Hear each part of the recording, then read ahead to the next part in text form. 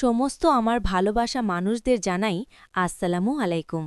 আপনাদের সামনে কিছু দুঃখ কষ্ট প্রকাশ করতে এসেছি। কি হয়ে গেছে? আপনাদের আগের মতো আর আমাকে ভালোবাসা দিচ্ছেন না? আপনাদের কি ইসলামিক ভিডিওগুলো আর ভালো লাগে না? আপনাদের সামনে যদি ইসলামিক ভিডিও আসে তা আপনারা ধাক্কা মেরে উপরে করে দিন। কেন? একটা লাইক একটা কমেন্ট করলে কি ক্ষতি হয়ে যাবে আপনাদের? কিছুই হবে না। আপনাদের ওই একটা লাইক একটা কমেন্ট আমাকে উৎসাহিত করে আরও নতুন নতুন ইসলামিক ভিডিও বানানোর জন্য। আপনাদের যদি দেখতে ভালো না লাগে অন্তত অন্যকে দেখার সুযোগ করে দিন। তারা যদি ইসলামিক ভিডিও দেখে কিছু শিখতে পারে তাহলে আপনিও কিন্তু স্বভাব পাবেন। আপনারা সবাই ভালো থাকবেন। এই পবিত্র রমজান মাসে আগামী সবাইকে জানাই ঈদ মোবারক।